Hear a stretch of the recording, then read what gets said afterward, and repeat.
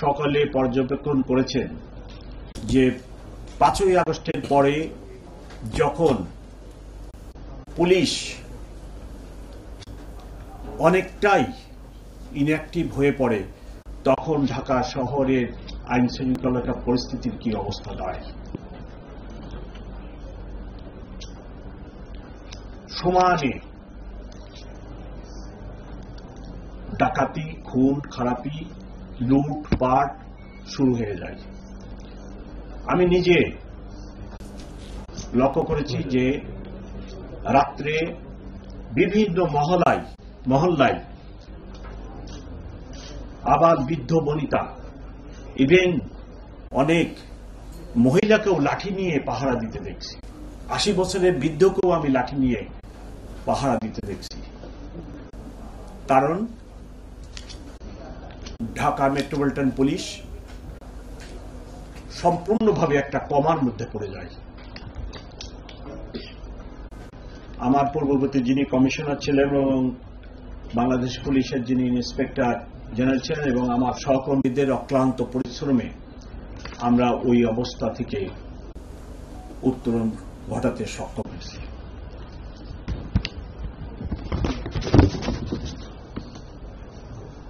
ঢাকা মহানগরীর অনেক সমস্যার মধ্যে প্রধানতম সমস্যা ট্রাফিক ব্যবস্থা। এই শহরের রাস্তাঘাট অত্যন্ত সীমিত। একটি আদর্শ শহরের রাস্তার পরিমাণ থাকা উচিত 25%, 25%। আমাদের এই শহরের রাস্তার পরিমাণ মাত্র 7 ভাগ এবং এই শহরের এই রাস্তায় আপনার মোটরাইজড ভেহিকেল চলে, তারপরে ম্যানুয়ালি অপারেটেড রিক্সা চলে, ইদানিং হিউজ পরিমাণ অটোরিক্সা চলতেছে। গত গভর্নমেন্টের সময় অটোরিক্সাকে অনুমতি দেওয়ার কারণে হু হু করে অটোরিক্সার সংখ্যা বৃদ্ধি পাচ্ছে এবং এই অটোরিক্সার সংখ্যা যদি রোধ করা না যায় অচিরেই আপনারা এরূপ একটি ঢাকা শহর পাবেন যেখানে আপনি আপনার বাসা থেকে বেরোলেই আর কোনো মুভমেন্টের সুযোগ থাকবে না। ম্যানুয়ালি অপারেটেড রিক্সার যে সাইজ, যে আকার, অটোরিক্সার আকার ম্যানুয়ালি অপারেটেড রিক্সার চেয়ে প্রায় দ্বিগুণ। আমার রাস্তার স্পেস অত্যন্ত সীমিত। এই সীমিত স্পেস অটোরিক্সা দখল করে নেবে এবং মানুষের মুভমেন্ট একদম বন্ধ হয়ে যাবে।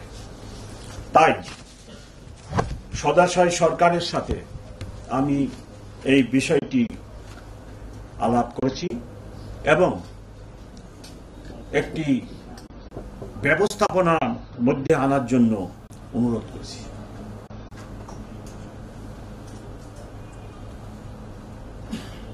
ঢাকা শহরের ট্রাফিক ব্যবস্থাপনা অত্যন্ত বিশৃঙ্খল অবস্থায়। যারা রাস্তা ব্যবহার করেন উনারা ট্রাফিক আইন মানতে চান না, অন্যদিকে হকাররা ফুটপাত ব্যবহার করে এবং ফুটপাতের বাইরে এখন তারা রাস্তাও দখল করে নিচ্ছে এবং রাস্তা দখল করে ব্যবহার করছে। এরূপ অবস্থায় ট্রাফিক ব্যবস্থাপনা অত্যন্ত জটিল হয়ে পড়েছে।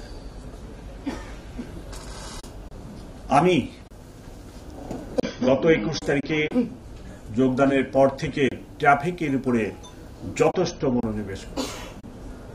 আপনারা নিশ্চয় অবগত আছেন যে হারে আগে ট্রাফিক আইন লঙ্ঘনের জন্য মামলা করা হতো, এখন সেই মামলা দ্বিগুণ গতিতে করা হচ্ছে। এটার অর্থ এই নয় যে আমি একজন tax collector or VAT collector মামলা করে আমি রেভিনিউ কালেকশন করতেছি। সেটা আমার উদ্দেশ্য নয়। আমার উদ্দেশ্য ট্রাফিক ব্যবস্থাপনাকে একটা শৃঙ্খলার মধ্যে নিয়ে আসা। এমনকি ফুটপাতের উপরে মোটরসাইকেল উঠাই, যেখানে ঢাকাবাসী হাঁটে, সেই হাঁটার পথেও যখন ট্রাফিক কনজেশন হয়, মোটরসাইকেল উঠে ওনারা ফুটপাত দিয়ে মোটরসাইকেল চালিয়ে আগে যেতে চান।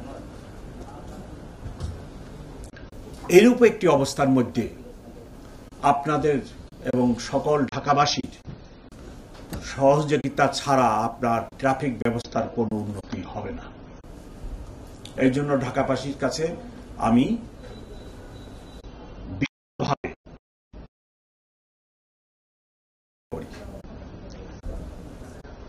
টাকা পয়সা এবং রাস্তাঘাট স্ট্রাকচারের পরিবর্তন ছাড়াও অনেকগুলি ব্যবস্থা আছে যেগুলো করলে আমাদের রাস্তার শৃঙ্খলা ফিরে আসবে। ট্রাফিকের এই অব্যবস্থা থেকে উত্তরণের জন্য যিনারা রাস্তা ব্যবহার করেন তাদেরকে অবশ্যই ট্রাফিকের আইন কানুন মেনে চলতে হবে। মেনে চললে যে পরিমাণ যানজট হচ্ছে এটা অনেকটা লাঘব করা সম্ভব হবে। স্কুলের এবং কলেজের সময় স্কুল কলেজের সামনে ব্যাপক হারে যানজট লাগে। ঢাকাবাসীর কাছে আমার অনুরোধ, আপনার বাচ্চা স্কুল কলেজে যদি যায়, আপনার বাসা যদি ভাড়া হয় বা অন্যত্র যদি আপনার বাসা হয়, নিজের বাসা হয়, আপনি স্কুল এবং কলেজের কাছে আপনার বাসা ভাড়া নেন। আপনি ওয়াকিং ডিস্টেন্সের ভিতরে বসবাস করার চেষ্টা করেন। আপনি যাতে আপনার বাচ্চাকে হেঁটে স্কুলে বা কলেজে নিয়ে যান। একইভাবে আপনার কর্মক্ষেত্র অফিস যদি দূরে হয়, আপনি প্রাইভেট যদি হয়, ব্যবসা বাণিজ্যের অফিস হয়, কর্পোরেট অফিস হয়, আপনি অফিসটাকে আপনার বাসার কাছে আনতে পারেন কিনা। তাহলে আপনি যদি দুইটা গাড়ি ব্যবহার করেন, আপনার অফিসের লোকেরা যদি গাড়ি ব্যবহার করে, অনেকের গাড়ি ব্যবহারটা সীমিত হয়ে যাবে। আপনি 1 কিলোমিটারের ভিতরে আপনার অফিস যদি আনতে পারেন, তাহলে আপনি 1 কিলোমিটার হেঁটে অফিসে যেতে পারবেন এবং 1 কিলোমিটার হেঁটে অফিস থেকে বাসায় আসতে পারবেন। সকলের সহযোগিতা লাগবে এবং এই ক্ষুদ্র ক্ষুদ্র সহযোগিতা আমাদেরকে ট্রাফিক ব্যবস্থাপনায় একটা বড় অবদান রাখবে। আমি অত্যন্ত মর্মাহত, ঢাকা শহরে একটি মোটর বাইকে একটি ফ্যামিলি যাতায়াত করে। সামনে একটি বাচ্চা 3 বছরের, তারপরে যিনি মোটর বাইকটি চালাচ্ছেন তিনি, তারপরে তার পিছনে 2 বছরের তার সেকেন্ড বাচ্চা, এবং তারপরে বেগম সাহেব, এবং বেগম সাহেবের কোলে আরেক বাচ্চা। এইরূপ একটি মোটর বাইকে অরক্ষিত অবস্থায় একটা ফ্যামিলি কিভাবে মুভ করে? একটি ছোট্ট দুর্ঘটনা এই পরিবারের উপরে অভিশাপ নামিয়ে আনবে। মোটর বাইকে কোনো শেড নেই। যেনারা গাড়িতে চড়েন তারা একটা শেডের ভিতরে বসে যাতায়াত করেন। ছোটখাটো অ্যাক্সিডেন্ট ওনাদেরকে স্পর্শ করেন না, ওনার গাড়িকে স্পর্শ করেন। কিন্তু মোটর বাইকে যিনারা এইভাবে চলতেছেন, যখন অন্য গাড়ির সাথে বা কোনো অ্যাক্সিডেন্ট হয়, সরাসরি তার দেহের উপরে বা যারা রাইডার থাকে তাদের উপরে আঘাত আনে, যথেষ্ট ক্ষয়ক্ষতি করে। সো আমি গত 15 দিন আমার ট্রাফিকের অফিসারদের রিপিটেডলি বলেছি, আপনারা এটা এরূপ কাজ বা এরূপ মোটর বাইক দেখলে অবশ্যই তাদের বিরুদ্ধে আইনগত ব্যবস্থা নেন। ট্রাফিক ব্যবস্থার বাইরেও ইদানিং অপরাধ জগতে ছিনতাইয়ের ঘটনা অহরহ হচ্ছে। আমার কাছে নানা সেক্টর থেকে ঢাকাবাসীর নানা ফোরাম থেকে এবং ব্যক্তিগতভাবে আমাকে জানানো হয়েছে যে ছিনতাইয়ের ঘটনা বৃদ্ধি পেয়ে গেছে। আমরা ছিনতাই প্রতিরোধের জন্য বিশেষ করে বাস স্ট্যান্ড এবং রেল স্টেশন রাত্রে ভোরবেলা যখন যাত্রী সাধারণ নামে ভোর 5টার পরে 4টার পরে, তখন আমার পুলিশ হয়তো সারা রাত ডিউটি করে কিছুটা নেতিয়ে পড়ে, সেই সময় এই ঘটনাগুলো বেশি হচ্ছে। এগুলো প্রতিরোধের জন্য আমি আমার ডিবিকে সক্রিয় করেছি এবং আমার থানা পুলিশকেও সক্রিয় করেছি যাতে ছিনতাই ঘটনাটা রোধ করা সম্ভব হয়।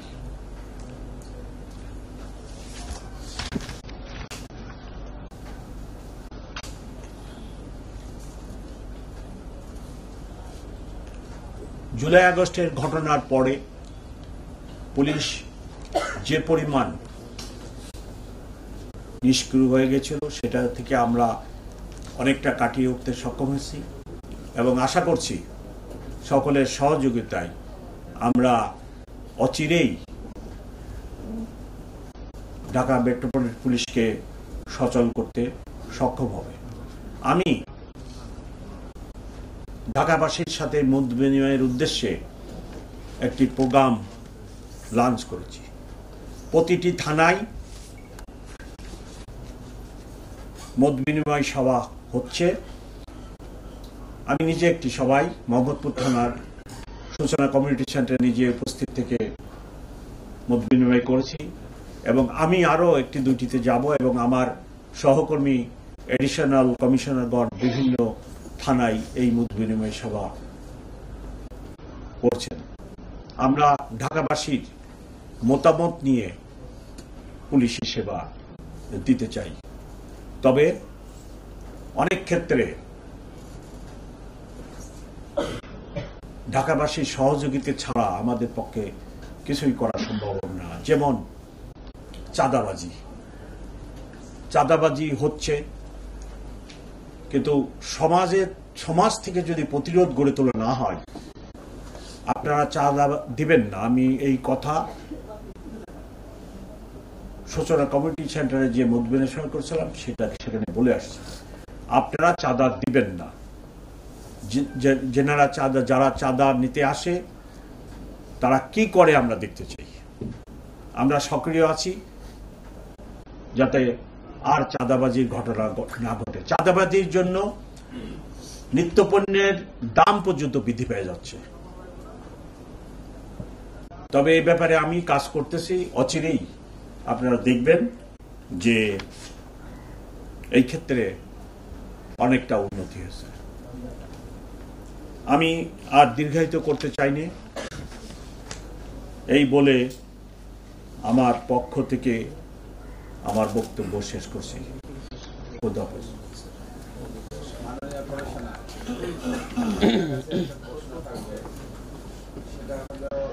আপনি সপ্তাহে যে কোনো একটা সময়ে সাধারণ জনগণ যারা সেবা প্রার্থী বা সেবা বঞ্চিত আপনি ওই দিন দেখা করবেন, অথবা আপনার অফিসের সামনে একটা কমপ্লেন বক্স থাকবে যেটাতে আপনি সরাসরি নিয়ন্ত্রণ করবেন এবং আপনি দেখবেন। এরকম কোনো চিন্তা ভাবনা আপনার আছে? ইয়েস, এটা গুড প্রপোজাল। আমি অচিরেই একটি কমপ্লেন বক্স দিব এবং আমি আরেকটু সময় নিয়ে আমার প্রাথমিক কাজগুলো গোছানোর পরে আমি নিজেও একদিন ওপেন ডে করতে চাই, যেখানে আমি ঢাকাবাসীর গ্রিভেন্সেস বা পরামর্শ যেটাই হোক আমি শুনবো ইনশাল্লাহ। মাননীয় পুলিশ কমিশনার, আপনি এই প্রথম মিটটা প্রেসে আসলেন, সাংবাদিকদের সামনে আসলেন এই প্রথম, এই জন্য আপনাকে অভিনন্দন।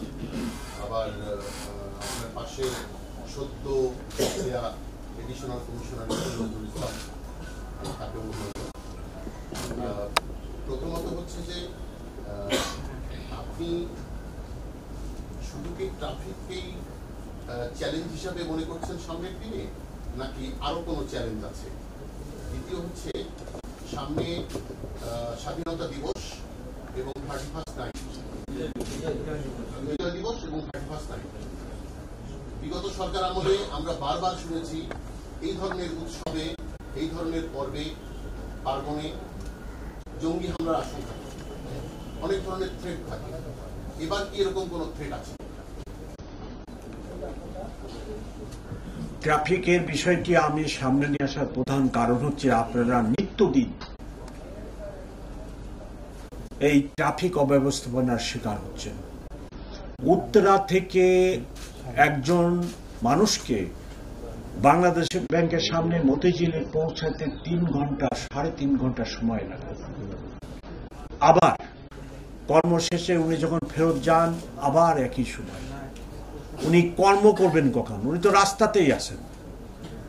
6 hours he or she is on the road. এবং ট্রাফিক যদি ঠিক হয়ে যেত উন্নত বিশ্বের মধ্যে, আপনারা নিজেরাই পত্রিকায় লিখছেন 36,000 কোটি টাকা আমাদের জিডিপিতে যোগ হতো। আমাদের কি পরিমাণ অপচয়, কি পরিমাণ ম্যান পাওয়ারের অপচয়, অকল্পনীয়। এই জন্য আপনার নিত্যদিনের এই যে সাফারিংস, এটাকে কমানোর জন্য যত প্রচেষ্টা আমার, এবং ওটাকে ইভেন আমাদের একজন মেহমান যখন আসতেছে বিদেশ থেকে, উনি এসে কি দৃশ্য দেখতেছেন আমার শহরের, কি ধারণা নিয়ে যাচ্ছেন, উনি কেন আমার এই দেশে বিনিয়োগ করবেন?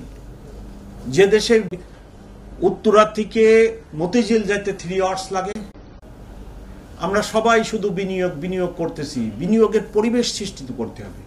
উনি 3 hours উত্তরা থেকে হোটেলে আসেন, মতিঝিলে যাবেন 3 hours, আবার হোটেলে ফিরবেন 3 hours। He is so tired. So traffic আমাদের focal point, mirror of the city. এই জন্য আমি ট্রাফিকের উপরে গুরুত্ব দিচ্ছি। আপনি যেটা বলছেন যে আরেকটা দিবসও আছে, তার আগে 14 ডিসেম্বর আমরা 3টা নিয়ে কাজ করতেছি, এবং ছোটখাটো থ্রেড যদি থাকে সেটার জন্য তো আমাদের উৎসব তো থামিয়ে দেওয়া যাবে না। উৎসব 16ই ডিসেম্বর, 31 ভিন্ন জিনিস, কিন্তু 16ই ডিসেম্বর তো আমাদের নিজেদের। আপনি কি এটা বন্ধ করে দিতে চান? নিশ্চয় নয়। উদযাপন হবে, আমরা যথাযথ ব্যবস্থা নিই। আপনি তো ট্রাফিকের কথা বললেন, যে ট্রাফিকের উন্নয়নের জন্য, যানজট দূর করার জন্য, জনগণ যাতে নির্বিঘ্নে চলাফেরা করতে পারে সেই চেষ্টা করবেন। বিআরটিএ রাস্তার ক্যাপাসিটি না দেখে প্রতিদিন 10টা-15টা করে গাড়ির লাইসেন্স দিয়ে যাবে, আর আপনি সারা জীবন ট্রাফিকের বোঝা টানবেন, এটা তো হতে পারে না আমাদের অনুষ্ঠান।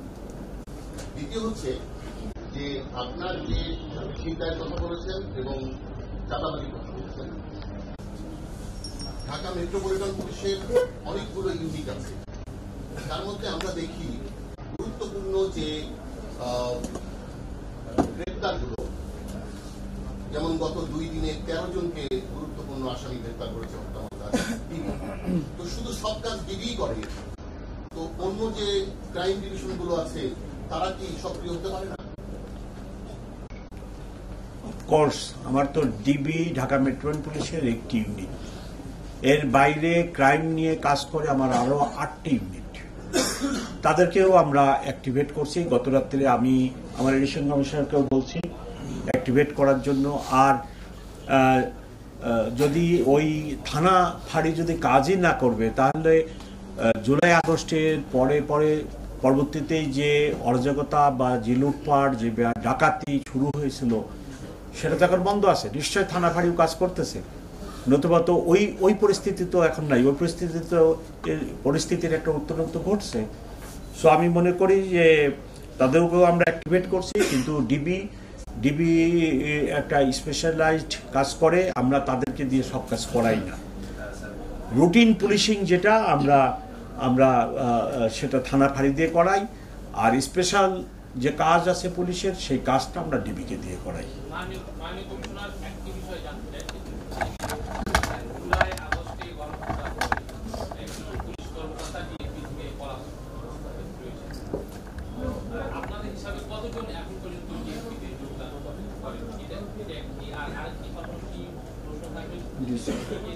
ডিসি হেডকোয়ার্টার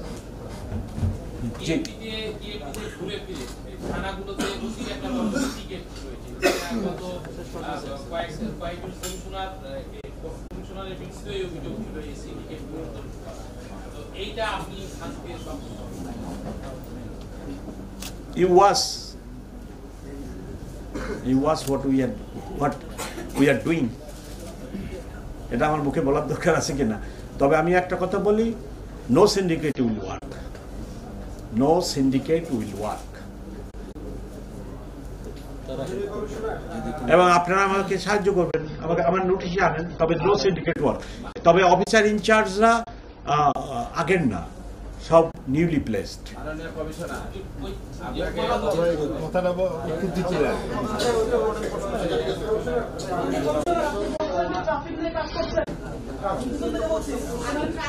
একজন প্লিজ একজন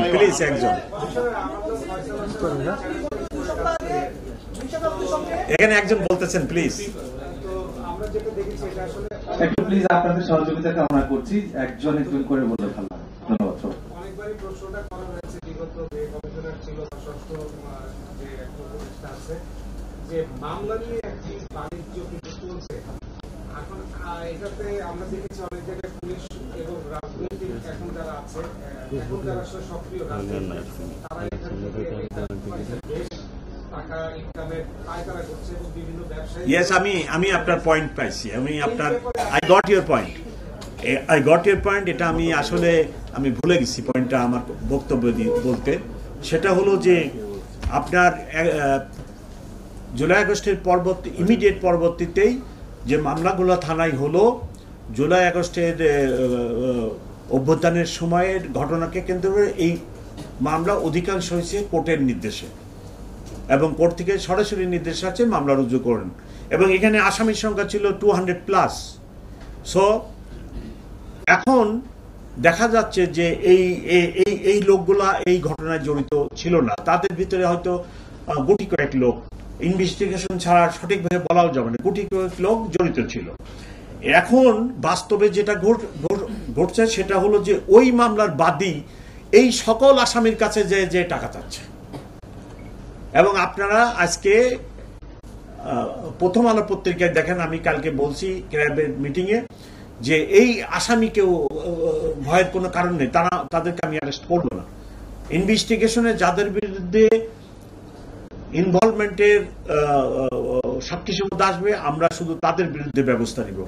এই 200 আসামিকে অ্যারেস্ট করার কোনো সুযোগ নেই। উপরন্তু এখন যিনি বাদী হয়েছিলেন, এখন দেখা যাচ্ছে যে উনি ওই সময়ই উদ্দেশ্যমূলকভাবে এই 200 লোককে আসামি করছে। পরবর্তীতে উনি চাঁদাবাজি এই বাণিজ্যটা করবেন বলে। আবার আমার লোক যে সব ভালো তাও না, আমার কাছে রিপোর্ট আসতেছে আমার লোকেরাও আবার এই যে আসামি 200 তাদের থেকে নানা ধরনের বখরা আদায়ের চেষ্টা করতেছে। উভয়ের বিরুদ্ধে ব্যবস্থা, এবং আপনারা খবর নেন, একজনের বিরুদ্ধে অলরেডি আমি ব্যবস্থা নিছি। এই অবস্থা খবরটা আপনারা নিয়ে দেখেন, একজনের বিরুদ্ধে গতকালকে বিকেলে আমি অলরেডি ব্যবস্থা নিচ্ছি, যিনি আমার লোক এই কাজে লিপ্ত ছিল। আই হ্যাভ টেকেন অ্যাকশন, আমি বসে থাকবো না। আমার লোকই হোক, আর যিনি এই ধরনের বাণিজ্যে লিপ্ত হবেন, শক্ত হাতে ব্যবস্থা।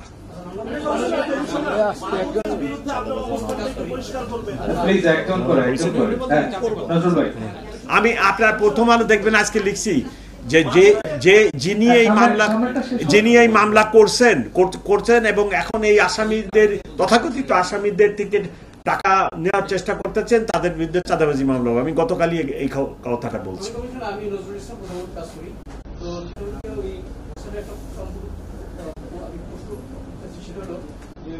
বাণিজ্য হচ্ছে, যেটা বলা হচ্ছে, অনেক ব্যবসায়ীর বিরুদ্ধে মামলা হয়েছে, বলেন যে গুটিকার জন্য তারা জড়িত না, কিন্তু পুলিশ পুলিশকে বাসায় গিয়ে হয়রানি করতেছে, তারা বিভিন্ন জায়গায় যোগাযোগ করছে, বাসা করতে করতেছে না।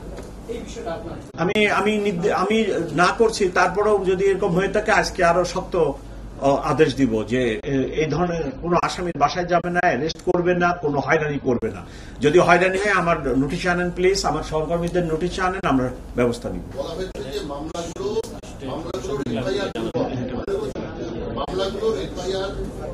একটু সহযোগিতা করবো।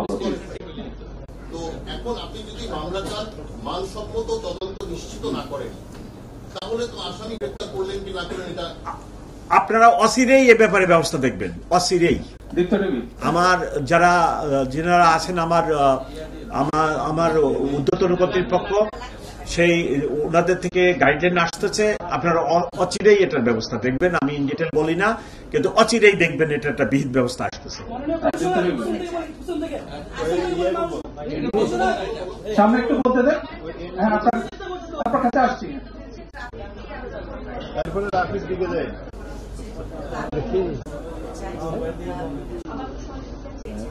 আমি আমার মতো বলে আমার যারা সহকর্মী আছে সবাই বাসকে যাব, আমি আমার সামনে হচ্ছে বাস, হচ্ছে বাস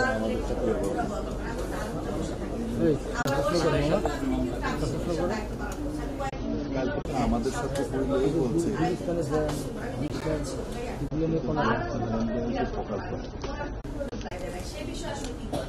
ওনারা করেন না, ট্রাফিক সচেতনতার অভাব। আপনার যারা রোড ইউজার্স ওনারা এইটাকে খেয়াল করেন না, অথবা যিনি গাড়িটা চালাচ্ছেন উনি এটুকু খেয়াল করেন না যে আমি সোজা যাব, আমি কেন বামের লেনটা কভার করতেছি, আমার পিছনে যিনি বামে যাবেন উনি তো ওনার তো অপেক্ষা করার দরকার নেই, আমি যদি এটা ব্লক না করি উনি বামে এসে বামে চলে যাবে, তাহলে আমার পিছনের যে জাম লাগতেছে এটা কিন্তু অটোমেটিক ক্লিয়ার হয়ে যায়। আমি এক সময় ডিসি ট্রাফিক সাউথ ছিলাম, শান্তিনগরে বসতাম, আমি রাস্তায় মোড়ে মোড়ে দাঁড়াতাম, রাস্তার মোড়ে মোড়ে দাঁড়ায় এই বিষয়ে চেষ্টা করতাম।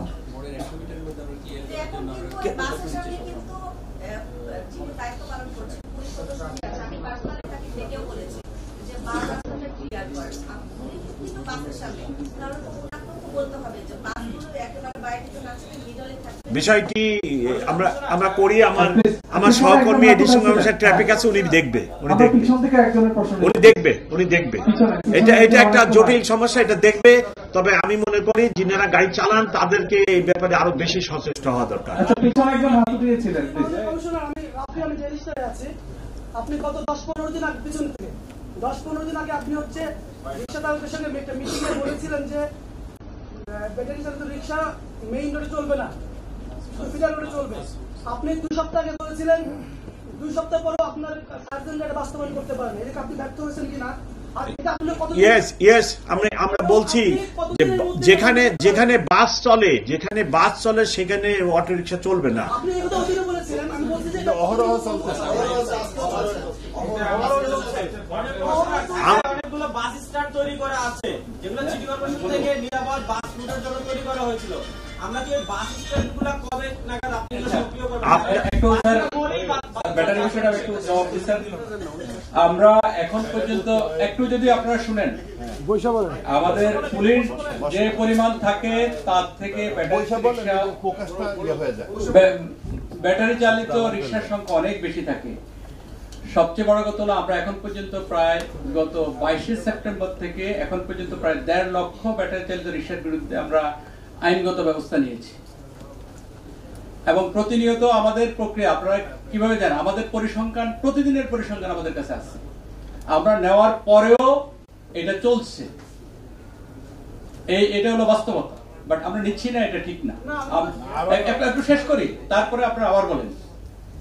আমরা ওনাদের বিরুদ্ধে এই ব্যবস্থা নিয়েছি এবং বাস্তবতা হলো এর পক্ষে বিপক্ষে দুই দিকে কথা আছে। কিন্তু আমরা বলেছি যে প্রধান সড়ক বলতে অনেক সময় বলে যে আপনারা বলেন প্রধান সড়ক কোনটা? যে সড়কে আমার গণপরিবহন বাস চলবে সেটাই প্রধান সড়ক। কালকে মন্ত্রণালয়ে আমাদের মিটিং হয়েছে, এটা আমরা একমত হয়েছি এবং সেখানে যেন না আসে। আর যারা বলতেছে শুধুমাত্র ড্রাইভারের দোষ দেন কেন, আমার কাছে বহু ভিডিও ফুটেজ আছে, ড্রাইভার আসতে চায় নাই, যারা যাত্রী আপনার আমার মতো শিক্ষিত যারা তারা এগুলা করে এবং পুলিশের সাথে চরম দুর্ব্যবহার করে। বহু জায়গায় আমার পুলিশ আক্রান্ত হয়েছে ফিজিক্যালি।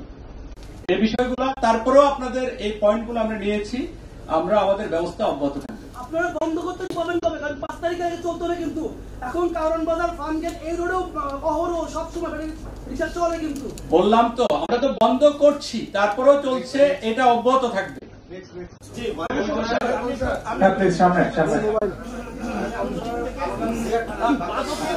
যে ইস্যু হয়েছে ডিসকাশন সেটা আবার প্রশ্ন করার দরকার। কথা 5 আগস্টের পর থেকে পুলিশ তাদের অ্যাক্টিভিটি এখানে আওয়ামী লীগ বা ফ্যাসিস্ট সরকার তার লোকজন এই বিভিন্ন জায়গায় বসে আছে। আমার প্রশ্ন হচ্ছে আপনার চোখে আপনার দায়িত্বপূর্ণ সেটা কি দেখছেন, আসলে কথাটা সঠিক কিনা। এক, দ্বিতীয় বিষয়, যে কোনো মানুষ, সাধারণ মানুষ ইচ্ছা করলে আপনারা আসতে পারবে না। তো সাধারণ মানুষের প্রথম যে দরজা যেখানে নক করে সেটা হচ্ছে থানা। আপনার আগে যারা কমিশনার ছিলেন তারাও এই বিষয়গুলো নিয়ে খুব তাদের কঠিন ভাষ্য তাদের ছিল, থানাগুলো সহজীকরণভাবে জনবান্ধব হবে। সে বিষয়ে, থানার বিষয়ে, সাধারণ মানুষের সেবার বিষয়ে আপনার বার্তা দিতে। আমি তো একজন সেবক, আমি রেভিনিউ কালেক্টর নয়, ট্যাক্স কালেক্টর নয় এবং ভ্যাট কালেক্টর নয়। আমি একজন সেবক। পুলিশ কমিশনারকে যদি আপনি কি বলে প্রধান সেবক বলতে পারতেন বা ওরকম একটা ডেজিগনেশন দেওয়া হতো তাহলে ওইটা বিফিটিং হতো। তো আমার কাজ তো ঢাকাবাসীকে সেবা দেওয়া, এবং যার ফলে আপনারা আমার ওসি সাহেবদের সাথে কথা বলে দেখেন আমি কি পদক্ষেপ নিছি। এক নম্বরে আমি বলছি যে, উদাহরণ দিয়ে বলছি যে আমার তেজগাঁ থানায় 500 মামলা হোক, জবাবদেহিতা আমার, আমি আমি আমি আমি জবাবদেহি দিব, জবাবদেহিতার আওতায় আসবো এবং আমি জবাবদেহি করব আমার কর্তৃপক্ষের কাছে কেন 500 মামলা হয়েছে। জিডি হোক, ওসি সাহেবদেরকে বলছি কোনো ঘটনা যেন হাইড করা না হয়। যে ঘটনায় মামলা হওয়ার কথা অবশ্যই মামলা হবে, জিডি হওয়ার কথা অবশ্যই জিডি হবে। আরো একটি পদক্ষেপ আমি নিতে যাচ্ছি, 10 থেকে 15 দিনের ভিতরে এটা আমি কার্যকরী করব। সেটা হলো যে জিডি হওয়ার পরে যেখানে 48 ঘন্টা বা 72 ঘন্টার পরে পুলিশ ওই ঘটনাস্থলে বা ওই বিষয়টি তদন্তে যায়, সেখানে আমি 2 ঘন্টা বা 1 ঘন্টার ভিতরে যাতে আমার পুলিশ ওই ঘটনাস্থলে পৌঁছায় সেই জন্য আমি নতুন লোক ঠিক করতেছি। আমার এই নতুন লোকজনকে, অফিসারকে 1 সপ্তাহ ট্রেনিং দিয়ে আমি প্রতি থানায় পাঠাবো, যাতে করে এখন আপনি জিডি করলেন 1 ঘন্টা পরে বাইসাইকেল হোক আর মোটর বাইকে হোক আমার পুলিশ অফিসার আপনার কাছে যে বলবে যে কি ঘটনা হয়েছে। যদি ঘটনা কোনো মামলা নেওয়ার মতো ঘটনা হয় আপনাকে থানায় নিয়ে আসবেন, নিয়ে এসে আপনার থেকে মামলা নেবেন, মামলা নিয়ে একজন আইও ঠিক হবে, আইও মামলার তদন্ত শুরু করবে। এই কাজটি আমি আগামী 10 থেকে 15 দিনের ভিতরে শুরু করবো ইনশাল্লাহ।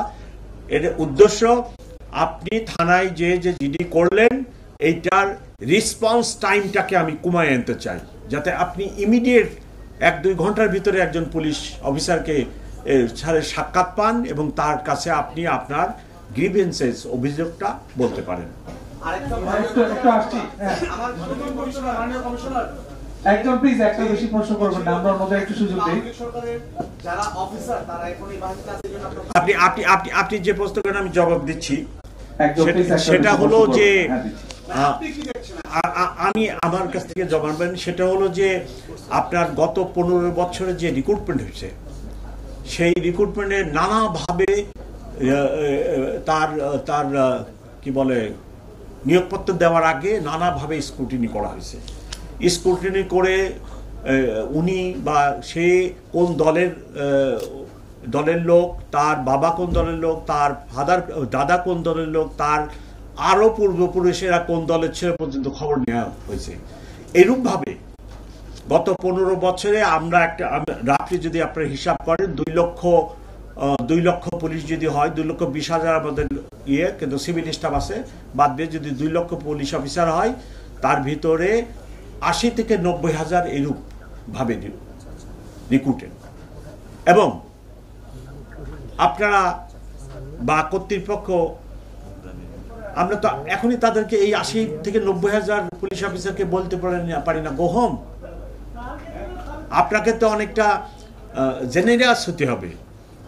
এই লোকগুলোকে তো আমি আপনার পৃথিবীতে বহু দেশে বহু জায়গায়, ইভেন আমাদের নবী করিম সাল্লাল্লাহু আলাইহি ওয়াসাল্লাম যখন মক্কা জয় করেছিলেন সাধারণ অ্যামনেস্টি ঘোষণা করছিলেন। এরূপ একটি ঘটনার পরে আপনি ইভেন এই দেশ স্বাধীন হওয়ার পরেও তো এরকম যারা পাকিস্তান পিরিয়ডে চাকরিতে ছিল ডিউরিং লিবারেশন পিরিয়ডে চাকরি ছিল, সবার চাকরিতে খাওয়া হয় নাই। তারা কিন্তু বাংলাদেশ স্বাধীন হওয়ার পরেও চাকরি করছে। তো এইরূপ যে 80 থেকে 90,000 লোক রিক্রুটেড হয়েছে, আমরা তো মানবিক কারণেই তাদেরকে তো আমরা গ্রহণ করতে পারি না। তবে যারা দুষ্টু, যারা পেশাদারিত্বের বাইরে যেয়ে নানা ধরনের কর্মে লিপ্ত হয়েছিল, তাদের বিরুদ্ধে তাদের অনেকে পালায়ে গেছে এবং তাদের অনেকের বিরুদ্ধেই আমরা ব্যবস্থা নিচ্ছি।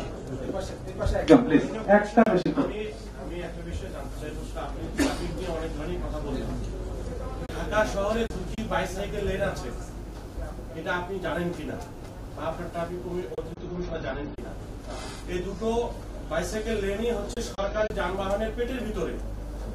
একরকম ট্রাফিক পুলিশের সঙ্গে একাধিকবার আমি কথা বলেছি, আমি নিজে রিপোর্ট করেছি, কিন্তু এই দুটি বাইসাইকেল লেন মুক্ত করা সম্ভব হয়নি। আপনি এই দুটো করবেন কিনা? 2 নম্বর হচ্ছে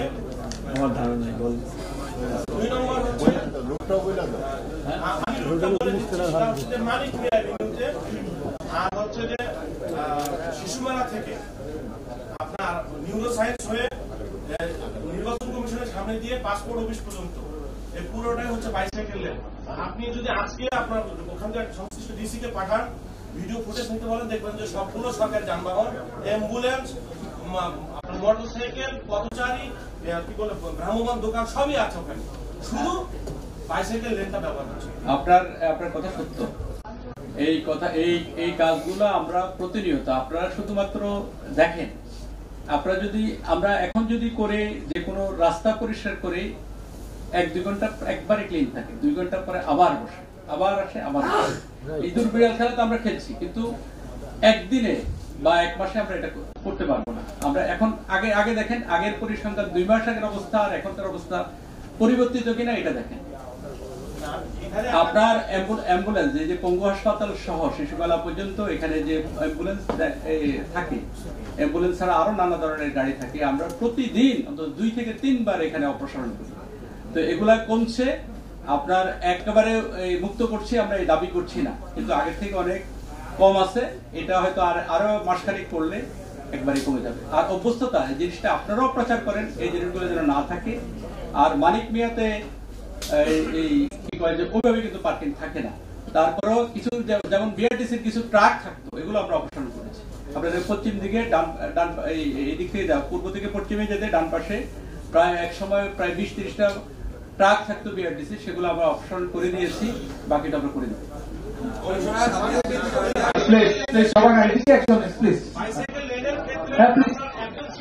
আপনার একটাই যথেষ্ট, একটা আপনি বলেন। সেখানে সরকারি একজন ইঞ্জিনিয়ারের গাড়ি কিভাবে সরাবে, এটা তো আপনারা কখনোই খেয়াল করেন নাই।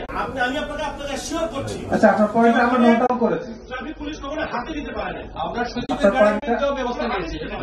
আপনার পয়েন্ট আমি নোট ডাউন করেছি। প্লিজ।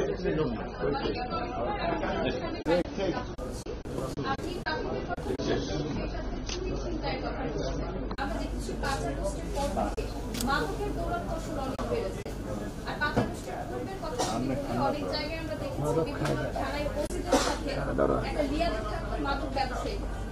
আর আরো আমরা আমাদের কাছে ভিক্টিম এসেছে কিছু, আমাদের কাছে অভিযোগ নিয়ে এরকম যে আমার 800 পেন্সিল নিয়ে একজন ধরা পড়েছে, আমি যদি ওসিকে 10 লক্ষ টাকা দিচ্ছি। আপনি আপনার পয়েন্ট বুঝতে পারছি।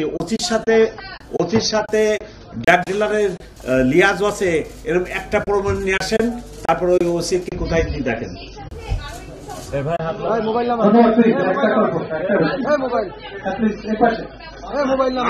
আপনি এই মাদক নিয়ন্ত্রণের প্রশ্নটা দয়া করে মাদক নিয়ন্ত্রণ ডিপার্টমেন্টকে করলে খুব ভালো হয়। আমাদের ওইটা মাদক নিয়ন্ত্রণ আমাদের দায়িত্বের মধ্যে আসে, কিন্তু আমাদের কি মূল কাজ এটা, তারপরেও আমরা এটার উপর কাজ করি। আপনি একটা প্রমাণ নিয়ে আসে আমাকে বলেন যে এই যে প্রমাণ, তারপরে ওই ওসির ভাগ্যে কি ঘটে দেখেন না, একটা প্রমাণ নিয়ে আসে। আমি তো আপনাদের সহযোগিতা চাচ্ছি। আমি তো বললামও যে এই যে কি কেস বাণিজ্যের সাথে আমার একজন অফিসার জড়িত, কালকে সন্ধ্যায় ব্যবস্থা নিয়েছি, খবর নেন। এই খবরটা আপনারা তো এখনো পান নাই। উনি বলতেছে আমি যতদূর মনে পড়ে সূচনা কমিউনিটি সেন্টার আমি দেখছি, তাহলে আপনার বাড়ির পাশে আপনি তো এখনো এই খবরটা পান নাই। আপনি বের করেন, আমি যে 2-3 বার একটা কথা বললাম যে আমার একজন অফিসারের বিরুদ্ধে এই অভিযোগ আসছে, আমি কি করছি, ওনার প্রতিবেশী এখনো উনি খবর পাননি।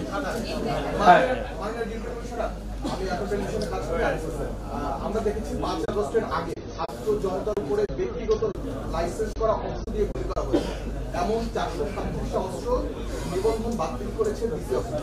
এ বিষয়ে এই অস্ত্র উদ্ধারে আপনারা কি ধরনের ব্যবস্থা নেবেন এবং যে থানা থেকে যে অস্ত্রগুলো লুট হয়েছে এবং সেই অস্ত্র লুটের পরে আমরা দেখেছি বিভিন্ন ধরনের এই অস্ত্র ব্যবহার হচ্ছে এমনকি খুনের মতো ঘটনা ঘটছে, এই অস্ত্রগুলো উদ্ধারের জন্য আপনারা কি করবেন? যেখানে এলএমজি এসএমজির মতো ভারী অস্ত্র রয়েছে, এগুলো সেই উদ্ধার প্রক্রিয়া আপনাদের কাজ চলতেছে, বলেন না একটু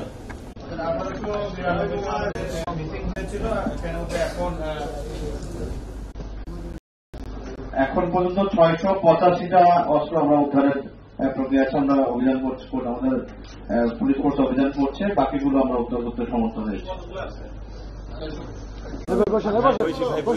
685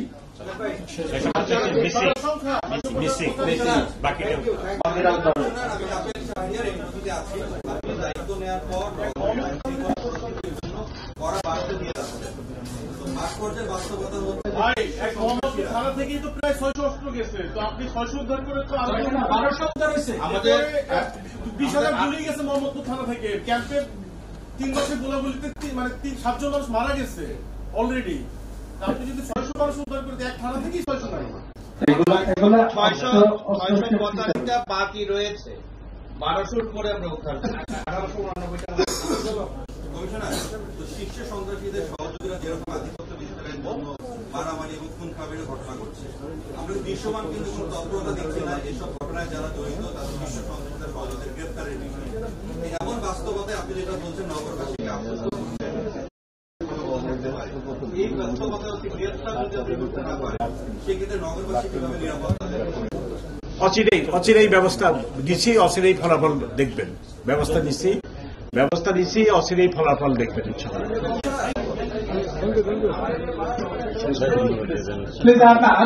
আমাদের একটু সময় সংক্ষেপ আছে, ধন্যবাদ সবাইকে। আমি এক মিনিট আমি ওয়ান সেকেন্ড আপনাদের সহযোগিতা চাই এবং ঢাকাবাসীর সহযোগিতা চাই।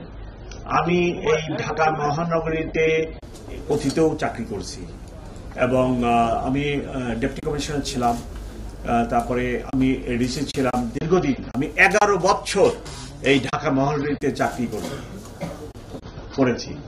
সো আমার এই ব্যাপক অভিজ্ঞতা আছে এবং যখন ক্লিন হার্ট অপারেশন করা হয়েছিল, আপনাদের জানা আছে কিনা, সেই ক্লিন হার্ট অপারেশনের সময় আমি এই ঢাকা মহানগরীর একটা সবচেয়ে বড় এবং সবচেয়ে বেশি অপরাধ হতো এরকম একটি অপরাধ প্রবণ এলাকার ডেপুটি কমিশনারও ছিলাম। সেই অভিজ্ঞতা আমার আছে। তো আপনারা প্লিজ এই কথা বলবেন না যে সব চলে গেল, ল অ্যান্ড অর্ডার খুব খারাপ, ক্রাইম সিচুয়েশন ভেরি খারাপ। আপনারা তো অনেক ভালো আছেন ইনশাল্লাহ। বড় বড় শহরের কথা খোঁজ খবর, নিউ ইয়র্কের কথা, নিউ ইয়র্কের লোকের গাড়ি আছে, বাড়ি আছে, গার্লফ্রেন্ডও আছে এবং গার্লফ্রেন্ড নিয়ে খুনাখুনি করে প্রতি বছর কত হোমোসাইড, ওরা বলে হোমোসাইড, কত কিলিং হয় একটা পরিসংখ্যান দেন দেখি। একজন নিউ ইয়র্ক শহরে কত লোক হত্যা হয় ইয়ারলি, একটা পরিসংখ্যান দেন তো দেখি কেউ। এবং সেখানে 600-700 না কত এরকম একটা বিগ নাম্বার, আপনি যেটা কল্পনার মধ্যে আনতে পারবেন না কিলিং হয়। এত লোক হত্যা হচ্ছে এক নিউ ইয়র্কেই হোমোসাইড, ওরা বলে হোমোসাইড। তো এই হোমোসাইড আমরাও বলি, আমাদের আইনের ভাষায় বা ল বইতে তাই লেখা আছে। কি পরিমাণ কিলিং হয়, সেখানে দারিদ্রতা নেই, সেখানে আনএমপ্লয়মেন্ট নেই, সেখানে ম্যাক্সিমাম ঘটনা হয় আপনার গার্লফ্রেন্ড বয়ফ্রেন্ড, অধিকাংশ ঘটনা হয়। তো ওদের হলো ওই সমস্যা, আমার আবার এই সমস্যা নেই। আমাদের এখানে সমস্যা আনএমপ্লয়মেন্ট, ওভার পপুলেশন, আপনি অনেক বিষয় আছে। আপনি আসেন এই চেয়ারে বসেন, দেখেন, তখন এটা আপনিও পাবেন। যেমন আমি নিউ মার্কেট এলাকায় গত শনিবারে গেছিলাম, সায়েন্স ল্যাব থেকে নিউ মার্কেট ক্রসিং পর্যন্ত রাস্তার দুই পাশে অর্ধেক এত বড় চওড়া রাস্তা দখল করে ফেলেছে। আমি তখন নিউ মার্কেট থানায় বসে খোঁজ খবর নিলাম। আমি এসি ট্রাফিককে ডাকলাম, ওসি কে ডাকলাম, ডেকে কথা বললাম। আমি তো এই হুকুম দিতে পারলাম না যে ফুটপাত থেকে শহর হকার উধাও দাও, একজনও বসবে না। মানবিক আমাকে তো হতে হচ্ছে। আমি তো একটা হিউম্যান বিইং। আমি কি এই লোকগুলা ফুটপাতে বসে 300, 400, 500 টাকা ইনকাম করে তার পরিবার নিয়ে আছে, আপনি রাতারাতি তাকে বলবেন গেট আউট, এনে বসতে পারবে না? আমি কি একটা মানুষ না? অমনের সামনে একটা হুকুম আমার পুলিশকে দিয়ে বাস্তবায়ন করে ফেলাবো? আমি কি বললাম? আমি বললাম, হুকুম দিলাম, আমাকে তাদের দিকেও তাকাতে হচ্ছে, আপনার দিকেও তাকাতে হচ্ছে। আমি বললাম যে এই হকাররা ফুটপাতে বসুক, হকারদেরকে বলেন যে সে যদি এতটুকু 6 ফিট জায়গা নিয়ে বসে বা 4 ফিট জায়গা নিয়ে বসে, ওইটাকে 2 ভাগ হবে, একজন 2 ফুট আর একজন 2 ফুট। ফুটপাতে বসুক, তাদেরও রুটি রুজির ব্যাপার আছে। আপনার আনএমপ্লয়মেন্ট বেড়ে যাবে, তখন আবার ছিনতাইকারী বেড়ে যাবে, এক একটার সাথে একটা রিলেটেড, গরিব দেশে যা হয় আর কি। তো আমি তাদেরকে এসি সাহেবকে নির্দেশ দিলাম। পরবর্তীতে আমার কমিশনারকেও আমি পরের দিন সকালে ডেকে বলছি যে ওখানে রাস্তাটা ফুটপাত হকাররা দখল করবে না, রাস্তাটা দখল করবে না, কিন্তু ওরা ফুটপাতে থাকুন। আপনারা একটা হিসাব নেন, কত লক্ষ লোক আপনার এই রাস্তায় হকারি করে জীবন ধাপন করতেছে। আমি বিশাল এক অফিস, এয়ার কন্ডিশন গাড়ি, এয়ার কন্ডিশন বাসায় থাকি, আর আমার স্বপ্নটাও ওইভাবে রাখবো, হয় না। আমার ওই হকারের দিকে তাকাইতে হবে। ইভেন আমার ব্যাটারি চালিত রিক্সা, ম্যানুয়ালি অপারেটেড রিক্সা চালক, ও বাঁচতেছে, ও 10,000 টাকা ইনকাম করে। রিক্সা চালকের গ্যারেজের উপরে দেখবেন শেড করা থাকে, গ্যারেজের উপরে ঘুমায়, নিচেই রিক্সা, ওখানে রান্না হয় ওনাদের লঙ্গঠানার মতো। ওই রিক্সা চালক ওইখানে 150 টাকা বা এরকম সামথিং দিয়ে 3 বেলা খায়। 20 গ্রাম থেকে আসছে, 10,000 ইনকাম হলে 2,000 এসে চলে, 8,000 20 গ্রাম পাঠায় তার পরিবারটাকে সে লালন পালন করে। আপনার এইভাবে জিনিসটাকে আপনি আমাকে বলতেছেন মানবিক পুলিশ বানাইতে হবে, পুলিশ কমিশনারই মানবিকটা। পুলিশ কমিশনার একটা অমানবিক কাজ করে বেড়ায়। আমাদের কিন্তু এইসব ভাবতে হবে। আপনি বললেই হকার উঠাই দিলেন, ওর পরিবারটা আছে না, 4-5টা লোক নিয়েও চলে না। সো এই সকল বিষয়াদির ভিতরে আমাদের একটা ম্যানেজমেন্ট গড়ে তুলতে হবে, যে ম্যানেজমেন্টের মাধ্যমে যাতে আমরা সামনে আগায় যেতে পারি। ওরাও বাঁচুক, আমার গাড়িও চলুক, আপনারাও চলেন, সবাই সম্মিলিতভাবে শেয়ারিং করে কত টাকা ভালো থাকা যায়, এটাই আমার প্রচেষ্টা।